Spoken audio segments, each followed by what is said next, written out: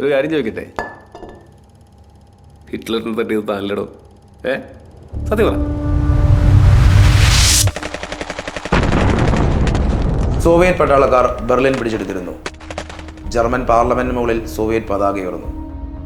അവരുടെ അടുത്ത ലക്ഷ്യം താനാണെന്ന് ഹിറ്റ്ലറിന് മനസ്സിലായി. തൻ്റെ എതിരാളികളുടെ കൈകൊണ്ടുള്ള ഒരു മരണം അതൊരിക്കലും ഹിറ്റ്ലർ ആഗ്രഹിച്ചിരുന്നില്ല.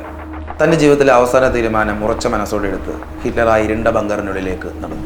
തൻ്റെ ഭാര്യയായിരുന്ന ഇവാ ബ്രൗണും അയാളോടൊപ്പം ഉണ്ടായിരുന്നു.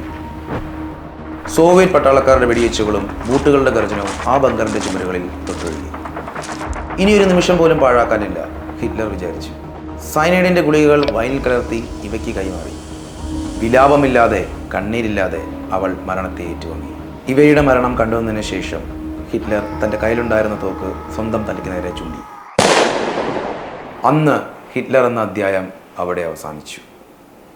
ഹിറ്റ്ലറിൻ്റെ മരണത്തെപ്പറ്റി പല കഥകളും ദുരൂഹതകളും ഇന്നും നിലനിൽക്കുന്നുണ്ട്. എന്തിന്, അന്ന് ഹിറ്റ്ലർ മരണപ്പെട്ടിട്ടില്ലായിരുന്നു എന്ന് വരെ വിശ്വസിക്കുന്നവരുണ്ട്. അതോ ഇനി ലോകയിൽ കണ്ട പോലെ മുടിയൻ്റെ കൈകൊണ്ടെങ്ങാനും ആയിരിക്കുമോ ഹിറ്റ്ലർ മരിച്ചിട്ടുണ്ടാവുക? നിങ്ങൾക്കെന്ത് തോന്നുന്നു?